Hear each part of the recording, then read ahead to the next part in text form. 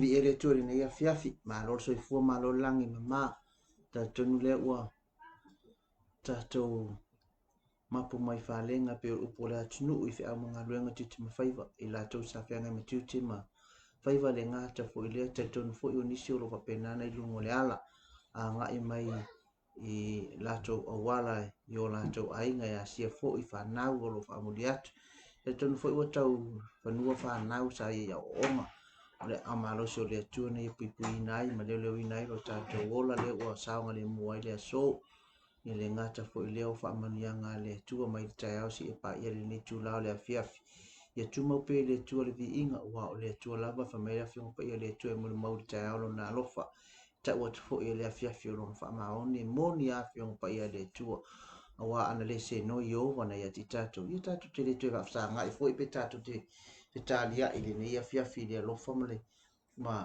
maleanga le tau se o tatou tua e ni se po kalami fo whanga se nei aso ai whaftai o whapenan whaamai aina ma whatanu ina ia ai whitau i fo i maritei ma le tatou po kalami o le Iesu whaamalolonga le nei afiafi whapapoga ni le tatou po kalami o le Iesu whaamalolonga watu mo oe le tūlai e ono na i le tūlai fitu ia songa fua se i o le asfaraile ia maloso i fua i latou umo pale mai po i lawa i latou lo pale mai i lunga tatou po kalami pe mo mai fo i staimi le tatou po kalami o le Iesu whaamalolonga ia o te alofa tele mo oe o folo fatu whaamani atu ia ma whapena fo i ona whaamalo fo i whai o le whaivare ne yaso ia te tonu ma whaatalo fatu i le taitai o le sunga whaatono nei ala ata o le Global Kingdom TV ia le tua malo tua e ngata o tono ainga tono e kalesia ia awanganga fo i mo le atu malona malo alo so i fua Mike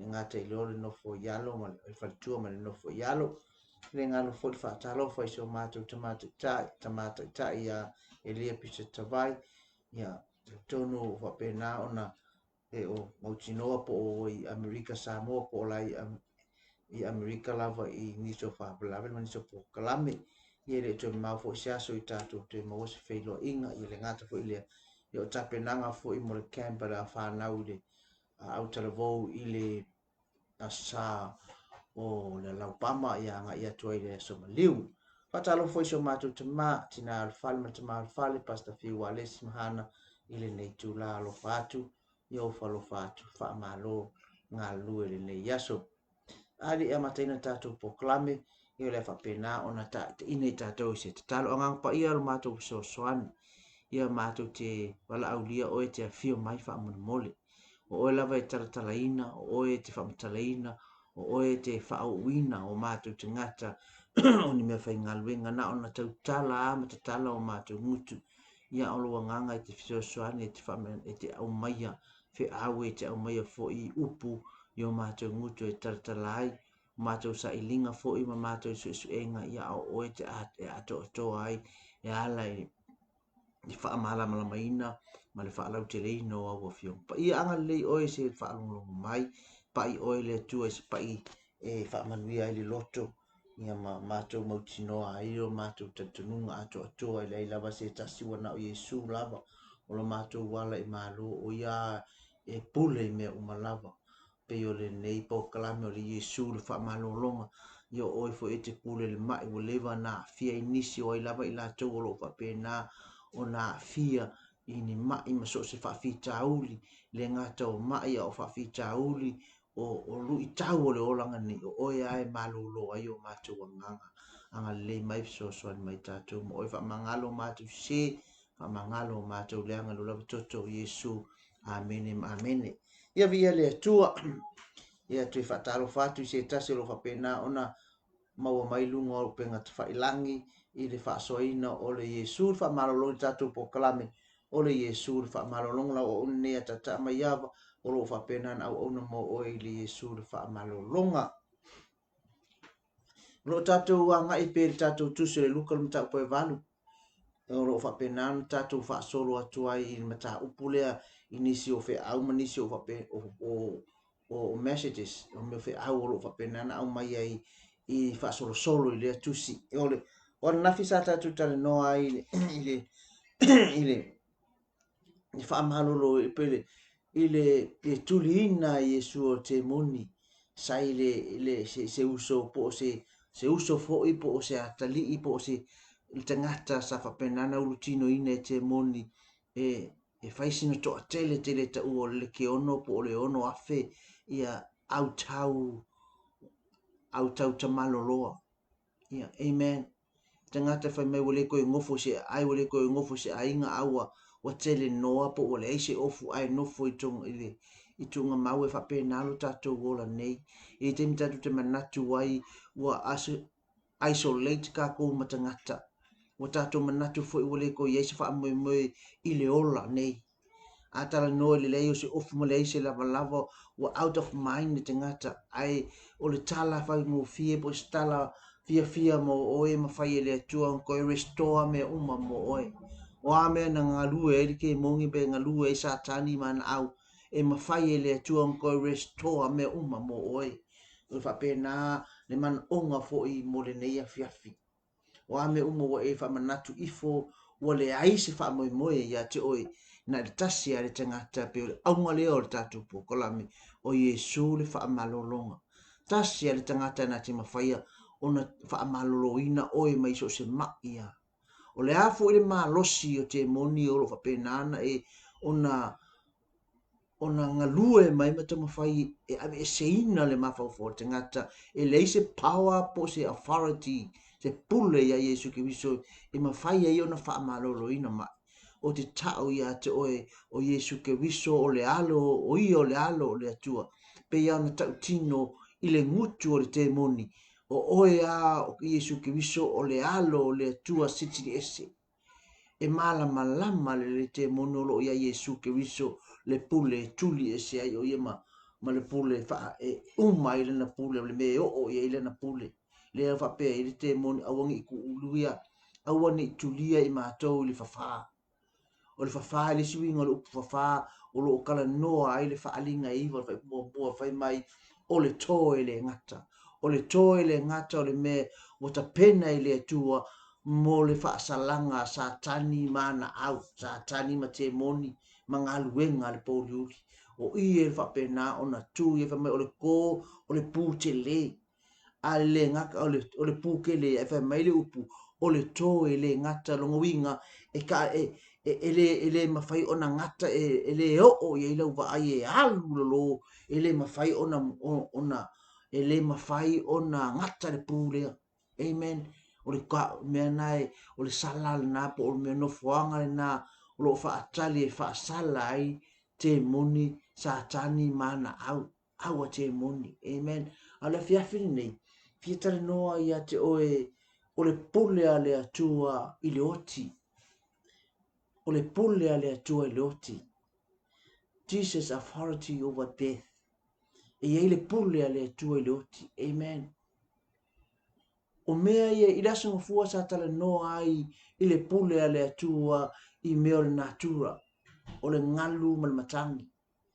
Na ona feta lai a malo lo ustai. O ana nafi tatou tala noa ai le pule a le atua i te moni mana au. O le afiafiri nei. O le pule a le atua i le oti. E iai le pule le atua le oti. Pe oti e mawhai e le akua onga koe au maia le oti mai le ora. Restore from death to life. Amen. O mea nisi o vaenga e tolu le olanga e whai asinga whingata. E whewhe kere e le tangata. Mo meore nā tūrua mo matangi o whā, mafui e lo longa tsunami o mea whapena. E whewhe le tangata. O le keimi kongu ngā o te manatua le teimi o le whao ofa ma vali lia o ola i titi. Ka whaalonga ku le keimi lea a o ka alililili ma kua ima. Ma losi le matangi e kau i polo le fale. I ele ngato o polo le fale awo ifo ia lau ngiu wa sai e ine ia awane i aki akun matangi pe o Sofia tonu le fale le pisi. Na whaalongo i o talinga ma va ai e o mata ona e fo isi muli mauola ona si o ta mai le taimi na ina wa ma losi le matangi i a taimi le na savale to isi o ta mai i le nuu leo lufi a ngai atu i wailoa le pata mai le teime le maa losi o le matangi sa ngai mai oia o se kolotanga a whaia onga po urua onga au na se o tama o yo se urua onga i se tase o nuu. Amen. E tupura le matangi wale koe oso aku pasi i lotua i anga maanga i ale paka au ka a milio atu i kiavi o le taimi la leo le maa losi o le matangi ia wale loa ai wale ko ia se pasi pe le sta o se le ko ia se pasi ia na savali ato e kolosi le vale o lufi salwa fata a nga ia tua ia le pate nu o vai loa au fa matala fo le se o tamal te mo savali ia ai pe kai ai o ia matangi ma ko i maka ki a fo i se mo le mau isi ele mafai ona ngalo fa matala nga se o tamai le fo i me an tupu au sa vali aku le poliuli le aise singa mala malama kai e sa vili tai e ti munga au sa vali pea to ama ko feilo e ma so matu tamawa ke al kasi va veao o le polea amen ia el watu le ngata wa maalili na wa susu le ngata le kai le matangi tai e ti munga ai nga halu kwa sa vali o manatu atu ya ti matu ma so matu tina po o amai i le no foanga o matu no foai ia vi ile tu taratara nei mea ona o me fefe tangata. O me fefe tangata al ke milea o le pese ale me kisi sa era taimi a so le vasa o le o langa nei pelu tia i pe au o pese anga sa mafai sa fa pena ona pese ina ile taimi al kakalo ua le misi le tatalo tai au o uli a fiafi ma ima ue pena fa pe ale o langa yaso le o langa amen e ma futa ile tu te mi ma sia o fefe le tangata ala ngalu ile tua wala ngona ina wo o mai le unga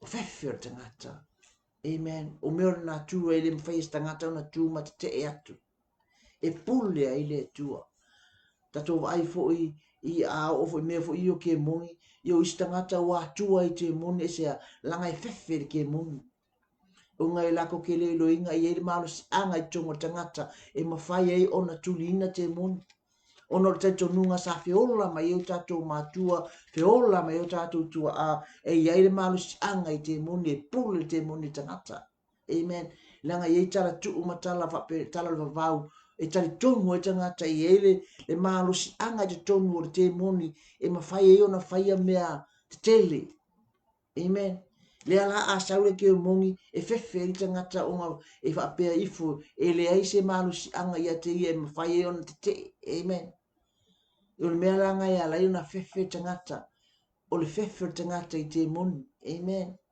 ai le lo le fefe e le mana o le tu e tangata e fefe amen ia le ngata fo ila le o le afiafi nei o le pule le tu o le oti amen e ia le kein ole oti ole me mutai le olango le tangata le fai mai e tala tu spa i le oti o feo lo tu i tunga mau o feo lo manu malo ai nga kakala i Yesu ke riso mea ia ole mea sa manatu le tangata e o kilo umma le oranga e le ko Yesu se mawhai onga koe au mai inga se kangaka mai le tunga mau po tangata o kola nga maangaba o le se maanaba peita o iai le tangata na mawhai o na ia toi whaatu mai i tangata e mawhai o na tua ma whai atalai toi au mai lunga.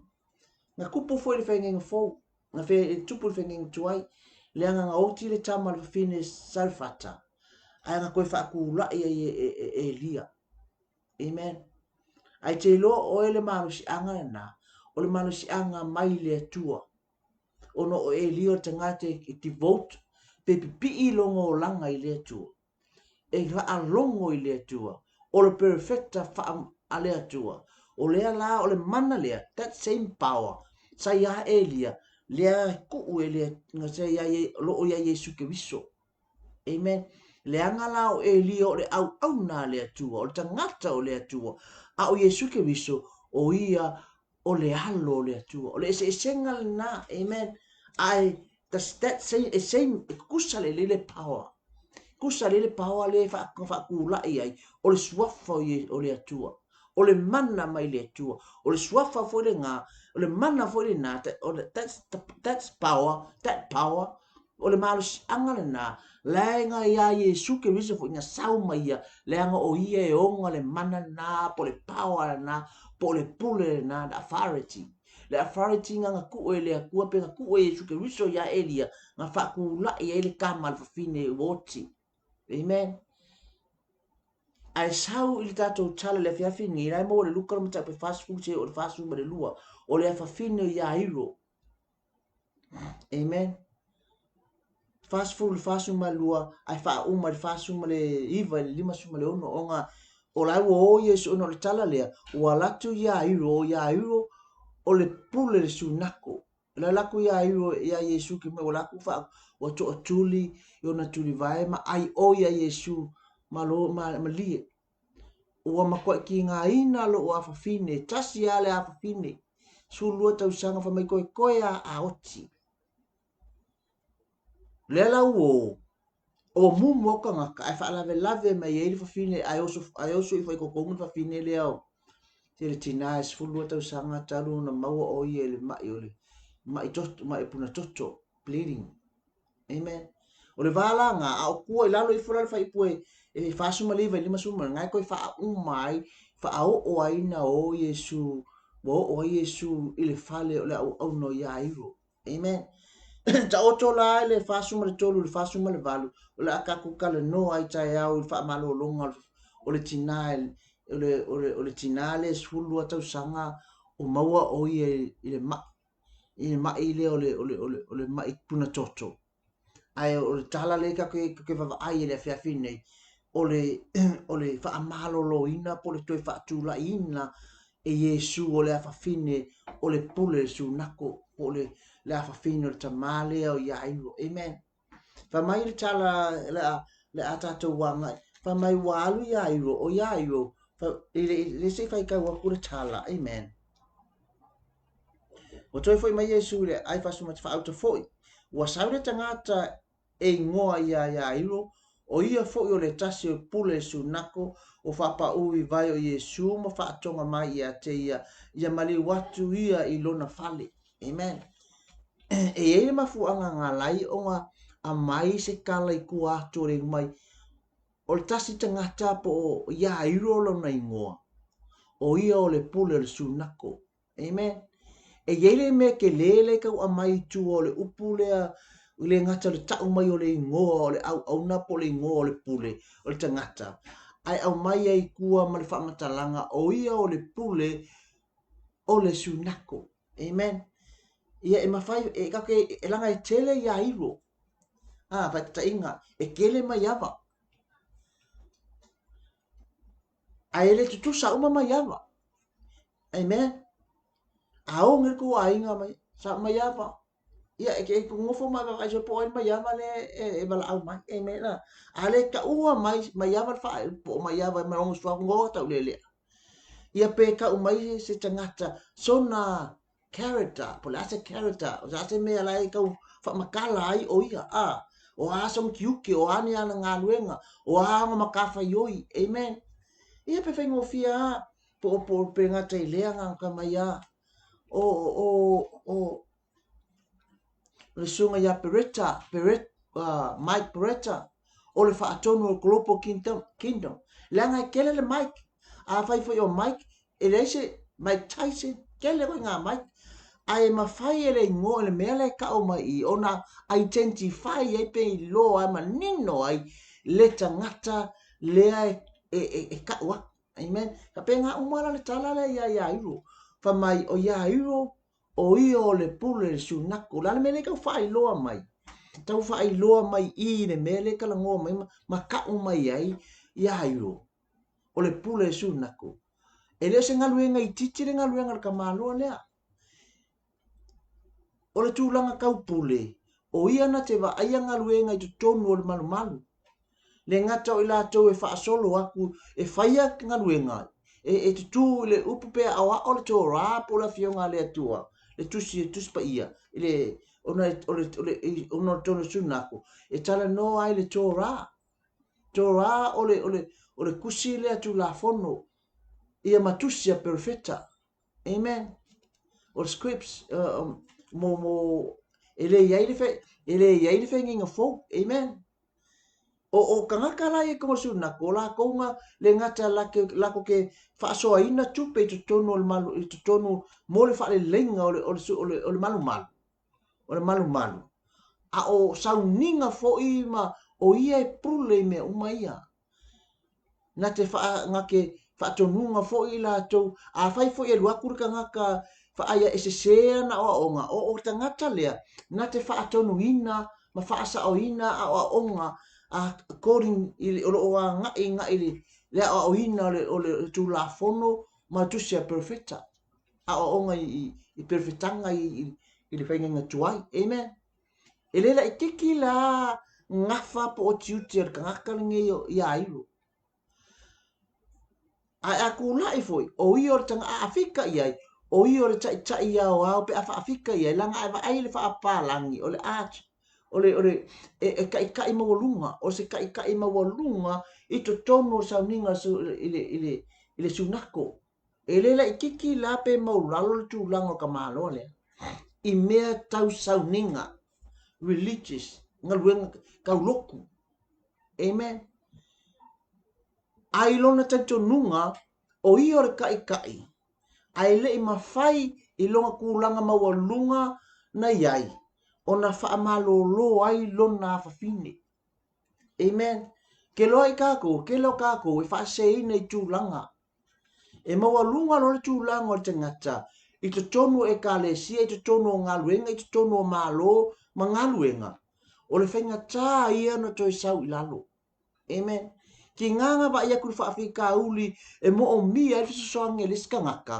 ai nofo ya isia langa ile manga e ku ulalo non tamali anga amen o tangata leo yairo o tangata uka ua o le koa he is a warrior ele avea lona tulanga o io se pule sunako nga kaofia ilo na alu ya Yesu Kristo isia lana nga keiloa o le pule le ia o le pule sauninga a le pule le o ye a le pule le ia Yesu Kristo o le pule me uma amen le ngata e pule me uma ai veile na pule le ola ma le oti amen e mafai e Yesu Kristo nga koe whaakula e me le oki amen le lai va ai akule ka malea ia ilo na fafine koe a oki ele i avea la na tūlanga i to tonu le ekalesia ma to tonu e sunako na tau fia ai lona sa ili manuia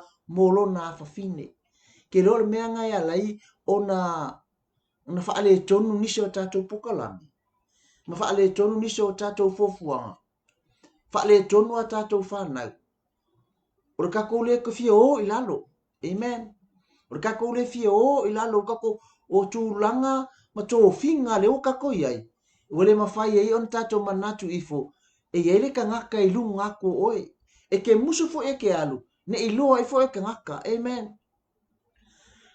wa ia ni ko kemu o le au ha o tula fongo ai ngalu pongi sape ngalu le pouliuli e musu e loa o io on o tō finga amen anga ke loa e o tangata lai ngofo i opo Yesu ke wiso lai o ia ngai mawai le ola amen le la a tangata le yairu ngonga va ai le tangata Yesu o ngai lole le o tangata le anati toi restore inga le smalo le soifua malo lo ina o lo na fine o tangata le ngake au maia koe whaafo ia mai le ola i lo na fine o mea nga ngalinga le ku ua le kamalo le even o lo kulanga sa kua i tonu le kalesia po tonu te tununga yutaia ai le mawhai ona ia tau fia ai ona le ngata o le alofa moni malona tartununga o le ola lai le tangata ia Yesu Kristo lo ainga awangi ika kau mia o yo manatu awangi ika kau mia o yo manatu sa fa sa usile man fa maulunga ke le fia alu lano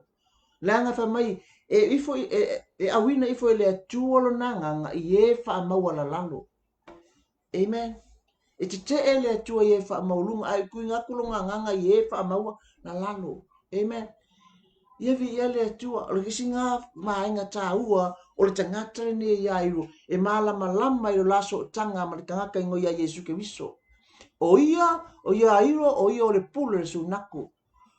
O Yesu ke riso o ia o le pule au le ata li o le pule au. The Son of the Most High. O le aka li o le pule au le langi malala langi le mai ane. O le alo o le atua le ni tangata. Wasa ila matanga le loko o le atua fo i le loko o ailea le tala noa ya Yesu ke riso sa i le atua o lo yati ta lo i wa yati ta to fo i le atua Emmanuel. Amen. Le ala e malam amu ia ngai kai o lotu. Ngai te lotu. Ele avea na tō whinga. Ngā ngā rechechi ngai le power lai le tangata o Yesu ke riso. Ai haoe. E asa u nofo mai le nei afia. Amen. Le asa so whaalongo. Ile nei tangata o Iairo. E iai le pule ise mea aina wha mai ngā halu wha mai ua. To atuli o ia I vai o Yesu. Ma ai oia te ia. A fio mai a ka o. Ngā makua ki ngā I ngā lo ua whawhine. Amen. O hangi me o pele ia ke oi. O hafo ingi me o pele ia ke. Kako ave I le akua. Amen. Kako sa ili I le akua. Lango whanau o le tofu I le mai le atua. O e o whanau mai. O ngi uu I limo le toa. Amen. O le kofi o le tamā ma le tina o le awhine ma le atali. O le afo I le kula e le tamā le o Iairo. O le avea lona tō whinga I tutonu le eka, I tutonu le lotu ma tonu le whatasa, ngā kau fia I lona sa ili I lona whinga leanga o lona le tute. Amen. O lona le ngā whatausi o le kakau o ngā sa ili manuia mo lona whinge. Amen. Tele o tātou, a mama e tātou whānawa. Iwe e kakau o ngāku, e sa ili le ali. E sa ili le ali. Whae e o kako lima I lunga o kako whanau. Tātou te talo le suafo Yesu ke wiso mano loa te whanau. Amen. A whai e whakongu oi lea kua e awe whare mai. Amen. A whai whakongu oi lea kua e malo loa I leo. E malo loa I kuua I o lima. Kuua I o lima lo whatua tua. A mai se po vai whai se ngā luenga. Kuua se whala au. Mea masangi. Ai e ngai e a mai e le malo sipo le paua lea. O le wha malo longa I lunga I atu. E pa whai ki whakua kua ia Yesu Kristo. Amen. O le ala walaku I le ala wo. Ai mantua le tala le kolose kongu le fine puna toto. O le ala wo kalongo Yesu. O le kalongo Yesu ma. Tala no Yesu ma le fine puna toto ino wasu e po ai ka ngaka le ngā puna koko. Tala no ai tae au mta upulea. Ai wakur ka ngaka mai le aingo Iairo. Tangata lesa I o le falo Iairo. Fai mai. E awol falo la vea kama awol falo la vea Yesu. Awol ko falo la vea Yesu la wo ki teine. Wo maliu si teine. Le afine. Nga ngai e yor tala. Ni fai po e lima suma lua si kapu fai kaure. E lima suma e lua. O fetangisi la to uma. O tangitui. O no o ia. A ua fetale atu Yesu. So ia le fetangisi. Ele ioti o ia. A ua moe. O leo la kule kala. Ua maliu si a fine po uoki la fine o to ina. Whamai ua kau fai tangi tui. Ma fetangisi. Ono le pelenga le mafutanga ma le afafine. Amen. Ele ias ka ngaka e oki la fingi ai. Ma tangata o lo a inga e ngongofu ki le whano noa. A fai fo ele malingi o lo I mata. Ai momolo loto. O le mea ngā lewa kupu I o ai laku Yesu. Ai fai mai le tala ma Yesu. A wako ke whika ngisi e le o oti o ia o lo o moe. E iai le klasi le vālea. E fai aku Yesu e whaatongu I le e whaatonu atu e le pule. O le pule I le ola ma le oti. E kure ka ngaka I eila na pule I le oti ma le ola. Ai le tonu I tangata. Fai mai le kala. Fai mai e whaaku Yesu. Aua le whika ngisi o lai moe. Ai fai mai le upu mai ona wata pisa. O wata pisa. Wala tuta pisa ia te ia. Lan melo vai. E fai aku Yesu. Ai kau fai amu. Lai fai a kai makali e. Kusa mafu anga ya lenga fai a kai makali e. O le amu le kala Yesu ki viso lai fai iai. Amen. E le tali tonu tanga e lo ye se tali tonu nga ya te lato e mafai o nga koe ku la i mai le kiki lea po le afine lea mai le oti i le ola. Amen. Ke le nga kako. Telefo ina tatou ne vai tau. O le tatou le tali tonu le upu le atua. O le ale mea whatever God say. O le mea fe mai e le atua. O le mea fa pe nana pa uma le fonga o le atua. E moni ma fa maon. Amen. Afa mai e koe ku lai mai le oti lea. E le pipelo le atua. E fa maoni a fionga le atua. Mtatu spa ia. E fa maoni le atua. E fa tau nuu wana a fionga. Afa mai e le pule le ola.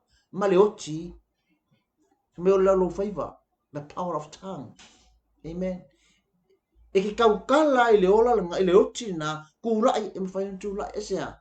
Pea e kari kongu le tangata o lo i le pule i le ola ma le oti. Amen. E whaiakula Yesu o lai moe, e le o kile kengi o lai moe. Ai ka pisa pe kalie la waanga le ngai fafo. Amen. Ke lo e voice kemi ka ko ke kala ngo ai i le suafo Yesu Kristo kule te mon i suafo Yesu Kristo kulai i suafo Yesu Kristo malolo ke lo ngai le misi a tangata am. Kaka am o tangata i le mawhai o kaka am i le mawhai a ona i e loa se melelei. Amen. I le kai ona mawhai e tangata masalo salo langa alanga am o lo masalo salo e whamelita tu spai e tusa tangata masalo salo mal pea o le ma me kafe pea e le ko ai se me kasi e le mawhai ona pi e se mea male maa e whita vale vale e le pi e se mea. Amen.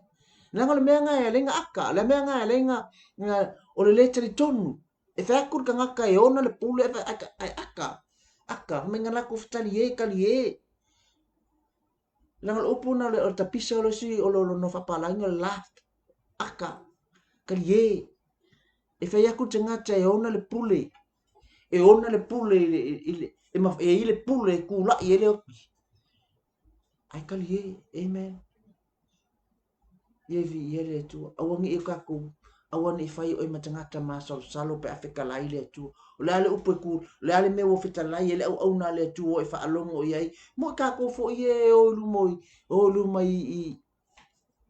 e o lu mai vala au mai ele au na le tu ai nisio e kale si e tato te au nei a vala au lo le au na ku la e lo o le ale me wo fita lai me le au na tali tonu ma fa tu ai awangi e masalo salo awangi e masal salo langa tangata masal salo nga kile mo wase mea amen ai pole ale malo sole mai pole alo kinga inga o le ale ko inga whatever condition le ale ko inga mea wa o ye lo o e mangaku ifo ele ko ye afeka laile ko ke kula awani e masal salo amen langa fe aku yesu o lai moel kingi ai kalie tangata amen awa fongi fai oi matangata e o kanga kai luma le vala au ua wa pe nana fa man bia ile tua ai fai mau me kali ai ke aka ai amen ye e loa e ye fa salanga mo oi amen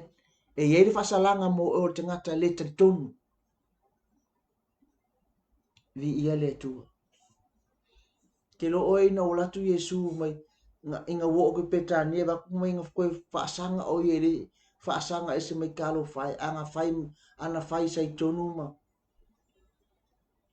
le va pe upo Yesu Kristo anga ko loa le aso ngei mo ba pe neo ai anga fai va venga i tuom sai tonu fa pe ngale me ho ia te o ka la ko wele te tonu i lo tatu tua wele te tonu le li amen awangi fai o i matanga fa la lave a o fio i fole mana fa malolonga le mana o le tua le mana fa malolo ma le mana nga lu o le tua i staimi tono sauninga ma tono e kalesia amen awangi fai o ma tangata tu ma mata a o fio i fole nga o le tua la nga le fo ile a onga amen e fai aku le ko le Yesu ke biso le mana ai tu ma amwele te tonu amen ia vi ia le tua e por isso marcasi le masuma tasi fa mai va ai ko Yesu Kangolo Yesu ka au fita ngata I fafu. Ta au fita ngata I fafu. Kanka umaya. Ai ngau Peteru a Yakopo ma Yohane. O Yesu o Peteru o Yohane ma Yakopo. Ona so o ia renga alau kokong. Faatasi ma matua o le afafine. Amen. Kero o el kaimi faapea. O taimi faapea. Ele alau ngai kere tangata. Langa o istangata. E faalave lave. Ao o mai kaimi faapea. Ao o mai ko ngā tough time ia. Kaimi o tough. E mo o mia ele muria ai fa mai ia. E ko inga. Se ia ngal muria. Lale winga. Ave ngal tangata o ngā. Ave ngal tangata I tali tonuina. E yailo na o ngā mai. E tali tonu le mere na fai. Langa o lesi mea ngai le tutupo I vavenga. O le iai whaakasi mele tangata I le tali tonu. Iei ma tangata whaalave lave. Iei ma tangata whaasoi saa. Amen. O le kele ngā o le mele wai tupu le vai kemi ngai. E alu tangaka. A ua pako. A ole alu le whaia. A le whaasoi saa ia. Amen. O la ngā wha unga e whaia ia. Amen. A le mea ngā lenga ka ofe e sula wali I tangata uma. Ai ave anga o Petelu o Yakopo ma Yohane. Ma mātu o tina o le finile. Aisea, e ave mākua ia, se I whaava ai o la ua makari kongu I le mana pule a le atua, po da authority a le atua. Amen. E mawhai e le akua koe whakula ilo la finge lea. Ave Yohane ma Petelu ma Yakopo, o ka ngaka ia, e tutu I tua o Yesu Kristo, la ua walako ilo inga, walako malama, malako karikongu, o le ka ngaka lea lako ke oi tutonu, e le aise me whenga tāia te. Amen. Mea whelanga ka ua ia, lo karikongu inga o te ngata o lo o kou au ngalu lue whaatasi. Amen. I loa Yesu Kristo e iei le maro si ang e au ngā fo I lau ali I e tutonu o le ngā luenga. Amen. Am ia fo I oe, am ia fo ia pe awhai o lo o taritonu ina lau o nanga e lau tai I mali tangata o lo whapenana e muri ma e muri ai fonga le tua ona tulanga au po tulanga vai. Amen. Pe ia o le au nanga le a Elisaya ia Elia. Amen. Au ngā tangata sa ili manuia. Au na tangata e ngā karikonguinga e Elia e mawhai e Elisaya ngā kau aveinga ngā ruenga. Ngā māmalama I Elisaya ia Elia I lo la ua vāle ngata lo vāle tai ma le au na po le lii ma le au na. I whapena fo I. Ngā ko kofi Yesu na o Peteru a o Yohane ma Peteru Yohane ma Yakopu. Ngā whaakanga Yesu tongo. Esea e ieri te tonunga tangata ia. O lo o iai I loa Yesu e ieri te tonumina o tangata ia la te tari tonu e toi tu lai mairi le afine. E leo tangata wha lave lave. E leo tangata wha soi sa. I to tonu o le whainga ngā luenga. La ngā luenga wha apea. O le turingo te moni ma po deliverance. O deliverance ma koe ngā kūlanga wha apea. Ma iti ngā inga wha apea ma koe ngā cases ia. E le mo o mia ai se tangata masalo. E le mo o mia se tangata whaaforinga. E le mo o mia se tangata whaasoi sa. The only one and need to kongo I ko ngā cases wha apea. O le tangata whaatuatua. Ma wa alon te tununga ma lon whaatuatuanga na o Yesu ai mawhaia le ngā luenga lea. Ele o ia, ele o le ngoa po se tangata. O le tangata ngā o se mea whai ngā luenga. A o le tangata ngā lue ko kongo le ngā luenga lea o Yesu Kristo. Ta power le iai. O le power le whaongai. O le mana le whaongai. O le mana o Yesu Kristo. A o oe mau. O lo whaonga wha mea whai ngā luenga. As a tool. E whaatino ai le ngā luenga lea. Amen. Ia vi ele tua. Manga ia i ole. nga ia le fai mulu fa o tatu fai upule tatu mata upule fo o ka ku fa so ne fiafi ma le fo o mal taimi pe pe ni mal fa o ia ona tu dia ila tu fa la di masu le ono ona matua o foi le ona matu a o vao ia te la o ona itala atu se tasi le mea o faia amen ke le o le mele nga fai e Yesu ke viso ile afine o lungali ile afine o lungali ile amen te le ia o le makwa i va venga the most miracle i matua ia makako fo amen le mea le kupu ai kera kala Yesu ke viso nga fai lungali ile awange ilua ka uinga i se tasi awange ilua kala inga aku i se kasi amen e ai me ma e ki kango o e keep as your secret e ke vi ia ile tua amen ai ai fo i mea e ke kau ona e tala ina e ai fo i mea te tau ona le tala ina ono kako wa ma kele a kako nga kupu o se mea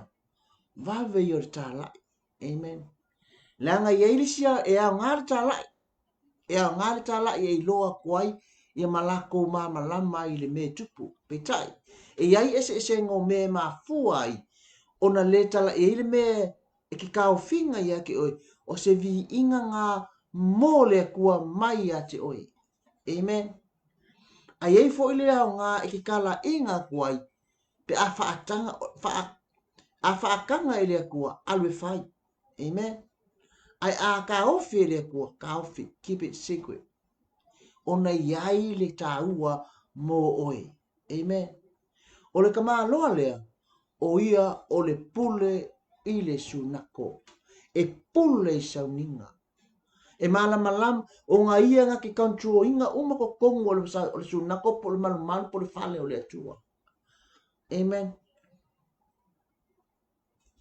ai mele i tupu ele i mawhai no na wha malolo ina le afi a o le aso lea na ia va ai e o na mata i se va venga i sili aku ona taua se va venga i sili ko aonga va aile i eitu tonu o le sunako i tu tonu o lona fale o le koe whaakula i ngolo ngā whingi amen na se au ngā mora atai ka haua te ngata e ke loa ai identify oe e malama ai lesi ia ke oe amen o le winga o Yesu ke viso o le pule i le ola e pule i le ola me le oti amen langa le ka Paulus tangata nga whakula i Yesu mai le oti ya salo la salo e fa ia aso fa mai tangata wo fa aso unga o atigei po pala le tino manong leanga anga koe whakula i mai Yesu amen o le afafine la lea o le afafine o le tangata e pule to tonu po ia airo o ia e pule i le sunako e pule mea uma ai kasi ale mea le koe kawe Yesu mai awa ki roka la inga i sisi tala kala ia mo o lua ea e yele me ngata i lau pule yele me ngata i lau pule amen e yele me ngata i le pule ia airo a o le te ngata i ngoi ia Yesu ke viso e aula na pule le langi le anga o ngā anu le anganga o le kenkiki le langi amen pa mai ngā bala aula ia koe whaafo i mai le anganga amen a o le pule a Yesu ke viso i le ngata e pule le lau langi a e pule le langi o le au ngā la le ka mwhai o ngofo me ngā li lea ia la malama ia e lofo ia ngā fo i moa ia kako malama o lo ia ele te ngata e pule mea uma e ele na pule le lalolang e ei fo ele na pule le lang ilang koe vala aua ia na toe vala au Yesu ke usa ku mai ang kango ko longa lima fa kula i la fine as kula ia te koe fa kula i mai ya na koe kula i mai ya na fine dia kula i mai ya ai koe fa fo i mai le ko le nganga i tonu ia te ia amen langa yo kilo ka ngaka o na lu le nganga amen a alu le nganga Ala ka oko tino nga o kingo la lenga ba e tangata ia. Ai ke min ko wa ko Yesu mfa ku la ile kenge dia.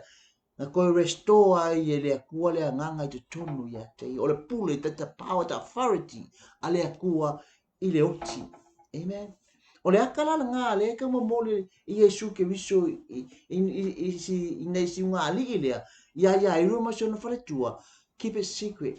Ia luai luange e ngakala pule i a wa e a maka ku nge e o fa e a maka ku la lang ai ka wa le lang ia vi ele tu fa mo wa on le fiafi o le pule le tu le o la ma le oti po le a lava le se fa mo le a lava le ai o se me o ia wa e ka konguinga wa le ai se me wa ngata woki na ya ku ka fa me atu tanga wa ra ku kala woki le finga o poro inga fo ka malo o fa la via Yesu me su ko no ainga o fenga sa ili ai o angi fa fika uli tonu lo ainga o angi me wa va yaku o feoki tu lo ainga ma tonu lo ainga ta se tangata tu fa fo ia me le o meanga na o Yesu ke wiso la mo Yesu ke wiso e pule me o mo lo langi nei e pule fo o ia le lang ma le o la fa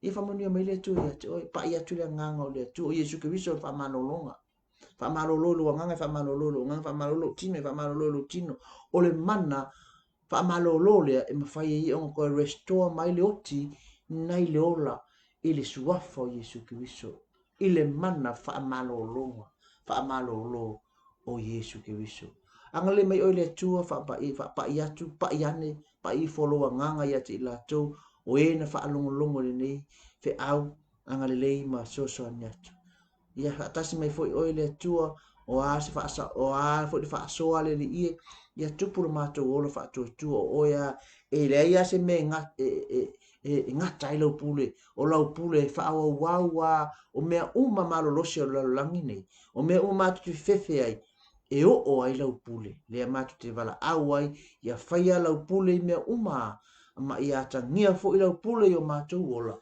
a wa o lo fa penana e o mai ia te mato vi o te ma mangalo mato se o mato leanga no Yesu amen amen to God be the glory forever and ever amen amen